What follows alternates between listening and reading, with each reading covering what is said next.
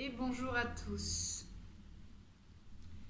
Donc pour cette vidéo, je vais vous parler d'un sujet qui me tient particulièrement à cœur, qui s'appelle le syndrome du jumeau perdu. Tout d'abord, pour bien comprendre le syndrome du jumeau perdu, il faut repartir sur l'importance des empreintes de naissance. Tout ce qui se passe au moment de notre conception, de la grossesse de notre être, de la naissance et de l'accueil de la personne qu'on a été, ont une grande répercussion sur nos vies. Certains schémas de vie ont été posés par ces premiers moments de l'existence. Par exemple, une personne qui, à l'heure actuelle, va vivre des crises d'angoisse, des crises de panique, des sensations d'étouffement, on a retrouvé ensemble qu'elle avait vécu in utero un moment où elle s'était retrouvée avec le cordon ombilical autour du cou. Et elle revit à travers certaines expériences de sa vie des moments où elle a cette sensation d'étouffer, cette sensation qu'elle va mourir, avec une panique par rapport justement à la mort, à la maladie. Et une de ces empreintes est celle qu'elle a eue in utero. Donc ça, c'est important vraiment à prendre en considération pour prendre aussi en compte l'importance du syndrome du jumeau perdu pour le déroulement de la vie d'une personne. Maintenant, qu'est-ce que le syndrome du jumeau perdu? Le syndrome du jumeau perdu, c'est le fait d'avoir été à un moment entre le développement embryonnaire et la naissance à deux. Et que cet autre, le jumeau, un des deux, a durant cette croissance, lui, a décédé. Donc, d'ores et déjà, vous pouvez comprendre que quelqu'un qui va avoir un double au niveau embryonnaire à quelques jours, un mois, ou quelqu'un qui va perdre son double à 9 mois, à la naissance, ça ne va pas avoir la même onde de répercussion, la même onde de violence, parce que si on part du principe que les empreintes de naissance ont de l'importance, il faut repartir alors dans le vécu d'un embryon, le vécu de ce petit être en développement, qui est avec un autre petit être en développement à côté de lui, et qui d'un coup, soudainement, va voir cette autre péricliter, mourir, sans aucune raison. C'est-à-dire, vous êtes deux, vous êtes un, vous voyez les petits chatons là quand ils sont ensemble, ça se colle, hein, il y a un ensemble, il y a le fait d'être plusieurs, d'être en plus là dans une même bulle, et puis d'un coup l'autre, il disparaît. Et selon les individus, le vécu va être différent. Pour vous donner quelques exemples, je reviendrai dessus ensuite, mais certains vont le vivre comme j'ai tué l'autre, parce que il y avait que moi dans l'histoire en fait, j'ai peut-être tué l'autre, et donc peut naître ensuite chez l'adulte une sensation de culpabilité. D'autres personnes peuvent le vivre avec cette sensation d'une absence, d'un manque permanent. Une autre personne va pouvoir être dans une certaine peur de l'accident, de la mort, voilà, quelque chose un peu, voilà, comme si on était sur le qui-vive, mais plus que d'ordinaire, voilà. Parce que qu'importe l'empreinte, qu'importe la difficulté qu'on a dans notre vie, c'est quand celle-ci a une partie irrationnelle qu'elle est importante sur le plan psychologique. Si vous vivez sinon je ne sais quel trauma, vous avez un accident de voiture et que vous êtes choqué par rapport à ça, ça reste, on va dire, dans l'ordre des choses. C'est quand on va être choqué alors qu'il n'y a pas eu, entre guillemets, d'événements sources, d'événements déclencheurs. Alors, donc une des questions que se posent fréquemment les personnes, c'est déjà comment savoir si j'ai eu, oui ou non, un syndrome du jumeau perdu. Il peut y avoir d'abord, donc comme je l'exprimais avant, des répercussions psychologiques. Ça ne veut pas dire forcément, je fais une parenthèse, ça ne veut pas dire forcément que vous avez un jumeau perdu si vous reconnaissez dans certains de ces symptômes. Je vous rappelle qu'ils appartiennent aussi à d'autres grilles de lecture. Voilà, c'est juste des pistes. Et vraiment, comme je l'ai dit dans ma dernière vidéo, il faut que ça fasse sens pour vous. Que, comment dire, ça tilte dans le corps, dans le cœur. C'est pas là que ça va capter. Après, des fois, ça a besoin de passer par le mental avant de devenir une évidence. C'est les chemins de chacun. On est 7 milliards d'individus différents. Donc, bien sûr, ce parcours-là ne va pas s'exprimer de la même manière pour chacun. En tout cas, on ne va pas crier au loup à chaque fois qu'on a un symptôme, parce que sinon, moi, je serais schizophrène, bipolaire, dépressive. Je pense que j'en ai tout un lot. J'ai tout un lot si je commençais à m'amuser à me rentrer dans des catégories. Voilà. Donc, comment on voit sur...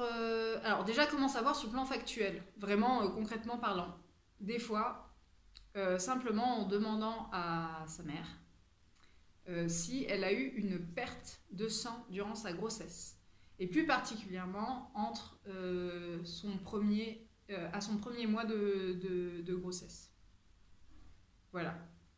Après, il est tout simplement demandé s'il y avait un autre jumeau, parce que j'ai accompagné des personnes qui avaient comme, oui, une sensation incroyable d'avoir été avec quelqu'un d'autre dans le ventre, mais étaient plus sûres si c'était une réalité ou pas. Donc des fois, demander, allez voir aux archives s'il n'y a pas eu le décès d'un enfant déclaré à la naissance.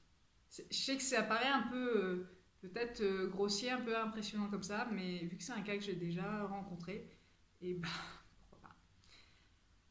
donc ça c'est une première chose. Tout ce qui est perte de sang aussi inhabituelle, qu'on dit c'est une hémorragie, blabla, voilà, ça peut être aussi concrètement la perte d'un jumeau. À l'heure actuelle, ceux qui sont sensibilisés aussi avec ça, on peut le voir sur les échographies. Voilà.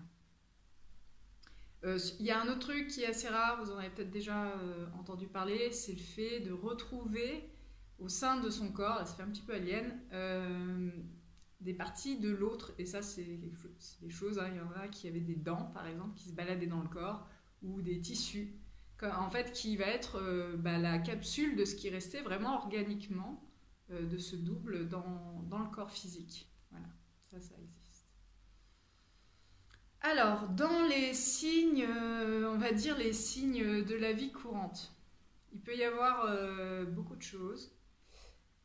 Un des signes fréquents, c'est le fait de faire pour deux. Faire deux vies, avoir deux baraques, deux travails. J'ai rencontré, je vous donne des exemples précis parce que j'aime bien, voilà, c'est pas entre guillemets. Moi, c'est mon vécu, donc j'aime bien. Quelqu'un qui prenait, à chaque fois qu'il allait servir à manger, prenait deux assiettes, prenait deux couverts. Des gens qui achètent les choses en double, deux paires de chaussures. Des personnes aussi qui vont porter fréquemment un sac à dos, qui vont avoir besoin de ce contact avec un objet. Je dis sac à dos parce que c'est fonctionnel et parce que ça existe, mais d'un objet qui va être récurrent comme une présence avec eux en fait. Il va y avoir aussi tout ce qui est journal intime, l'idée de parler à un autre, même si ça reste assez commun à l'humanité, hein, mais voilà, ça peut être des pistes. Aussi, il peut exister un sentiment de dégoût. Alors ça va être très particulier, ça va être pour certaines personnes qui, eux, dans le filtre de leur naissance, ont eu l'impression, et en même temps c'est une réalité, d'absorber l'autre, de manger l'autre. J'ai mangé mon frère, j'ai mangé ma soeur, vous vous rendez compte? Et du coup, ils peuvent avoir une sensation de dégoût par rapport à certaines choses ou comment ils perçoivent la vie. Ils emploient souvent ou des mimiques là, de dégoûter, ou par les mots, ou par des goûts aussi. Vraiment, des personnes qui vont être très sensibles au goût. C'est aussi souvent des HPE, des HPI, des hauts potentiels émotionnels, des hauts potentiels intellectuels. Ça, c'est Christelle, si je ne me trompe pas, Petit Colin, qui en parle. Et moi, je l'ai aussi constaté en séance que ces deux notions sont souvent liées. Voilà, alors ça c'était pour, on va dire, les détails de la vie plutôt matérielle. Maintenant, comment ça peut se vivre sur le plan psychologique? Tout ce qui va être difficulté à faire couple. Wouhou, je cherche une personne qui n'est pas là, puisque je ne cherche pas la bonne personne. En fait, je ne cherche pas un compagnon ou une compagne, je cherche mon frère jumeau ou ma frère jumelle. Ma frère jumelle, ma soeur jumelle. Ça va être tout ce qui est de l'ordre du rapport à la mort, donc du rapport au suicide, vouloir rejoindre l'autre. On se le dit pas forcément comme ça, hein, c'est juste à quoi bon vivre. Enfin, pourquoi moi je suis restée en vie et que l'autre il est parti? Et du coup, vu que c'est une expression qui est connue, c'est une réalité sur le plan psychologique, la mort est le frère du sommeil. Donc le sommeil aussi, tout ce qui est problème de sommeil, plus particulièrement l'hypersomnie, les fatigues chroniques. Voilà, là ça peut être aussi des signaux. Tout ce qui va être dépression. Et qu'est-ce qu'on peut avoir d'autre? Je regarde mes notes. Coller ses copains. Coller vraiment ses copains. Être le bâton de colle des copains. Un rapport à la solitude difficile. C'est-à-dire un besoin toujours de... En fait, il y a un besoin de remplir. Vraiment Enfin, ça c'est pour certaines personnes, hein, je m'entends. Mais il peut y avoir vraiment un besoin de remplir par l'autre, par la présence de l'autre, mais aussi qui peut bien sûr partir sur tout ce qui est des autres types de dépendance, dépendance affective, dépendance aux drogues, à l'alcool, à la nourriture, au sommeil. Voilà.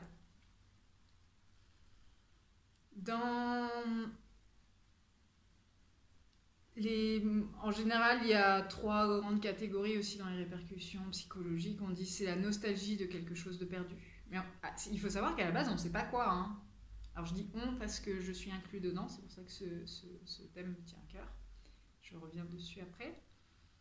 Une forme de mal-être et il est fréquent qu'existe une grande forme de culpabilité. De pourquoi moi, pourquoi pas l'autre, est-ce que j'ai pris la place, j'ai pris trop de place, je lui ai pas donné assez de place, je prends pas de place aussi. Quand il y a des jumeaux perdus, il y a souvent des problématiques de prendre sa place. Voilà. Ok. Comment, qu'est-ce que je fais une fois que j'ai l'info?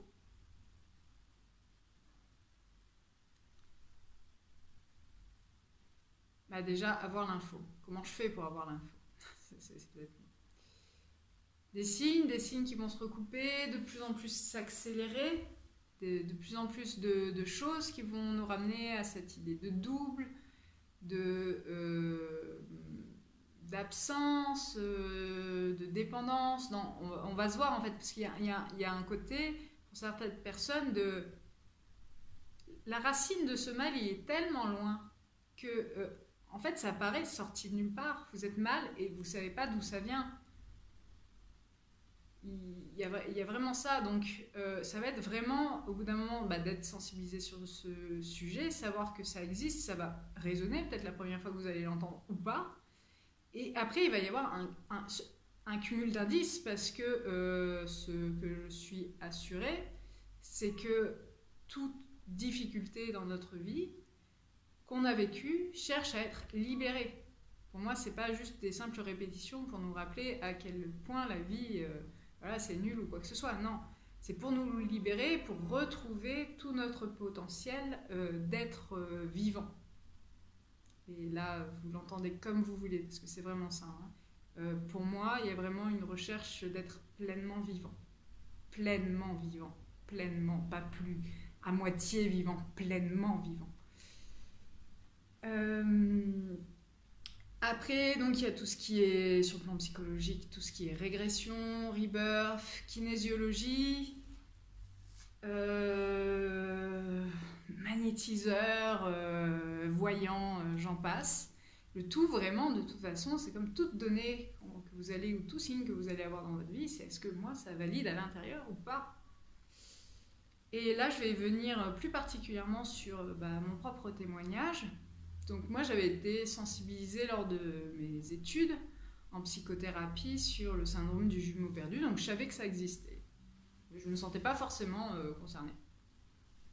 Même je ne me sentais pas concernée, même si pour le coup, je vivais de fatigue chronique, je vivais d'états dépressifs, j'avais plusieurs types de dépendance, dépendance à la nourriture, et dépendance affective, des relations amoureuses sympathiques, mais qui n'aboutissaient pas à une relation construite à long terme, avec toujours une peur de perdre l'autre, et en même temps, quand c'est moi qui décide de dire stop à la relation, en fait, je veux revenir dessus, parce que c'est trop dur sans la personne, tous les jeux de chat et de souris aussi, on retrouve ça.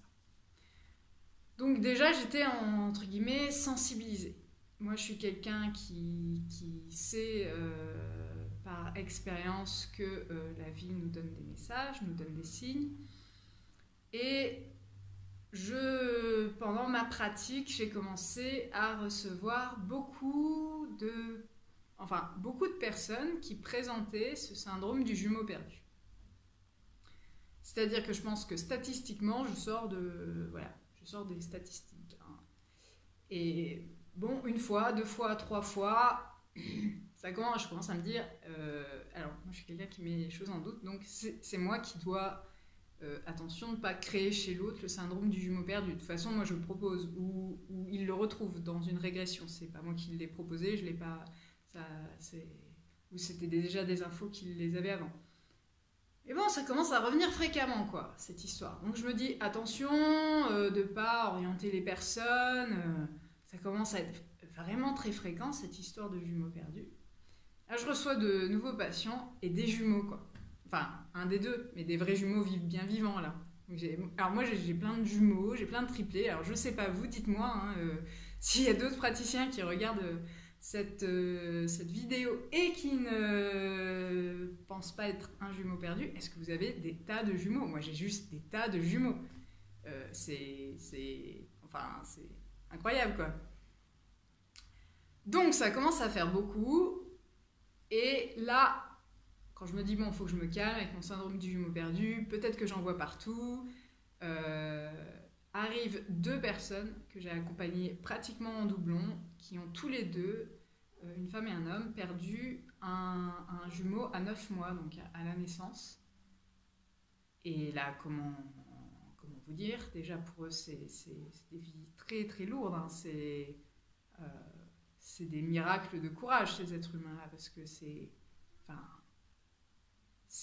vous avez cette tête tout près de vous, qui fait 9 mois de croissance, in utero, peau contre peau, tout le temps dans le toucher, et qui, au moment de la vie, il y a la mort.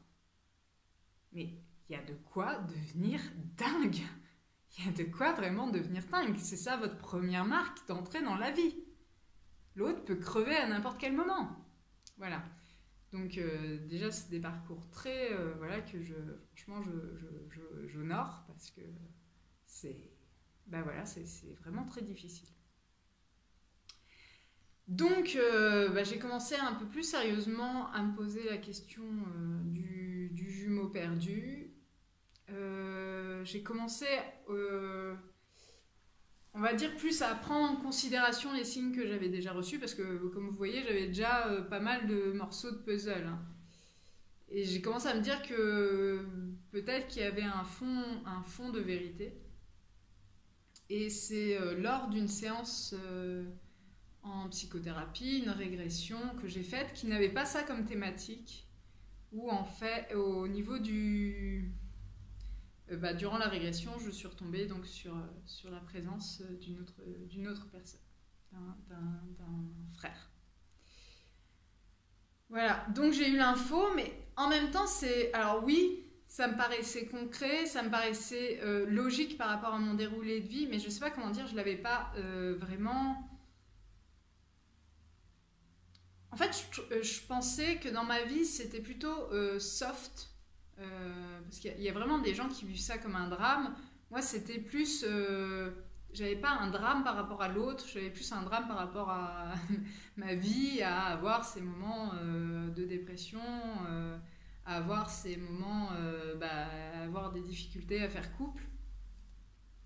C'était plutôt ça, donc...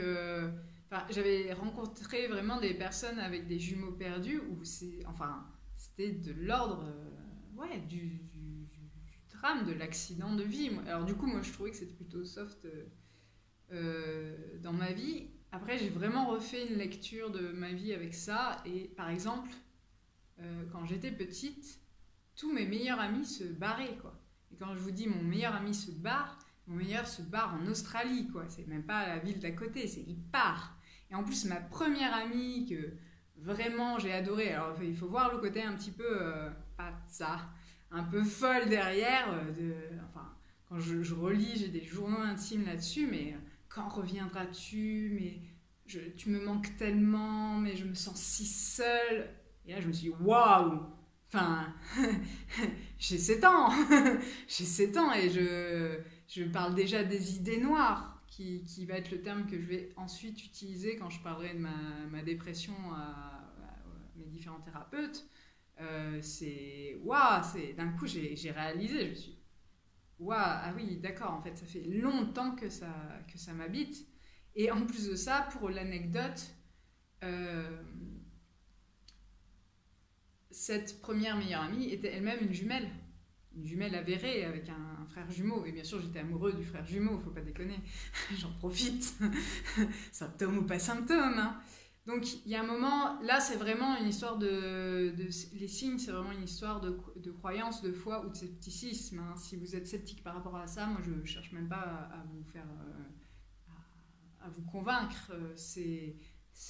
Moi, je sais juste que par rapport à mon expérience, j'ai suivi ces signes, que moi, du coup, mes symptômes se sont améliorés, que j'ai toujours ces phases-là, mais c'est quand même moindre par rapport à ce que j'ai vécu. Et hier, je lisais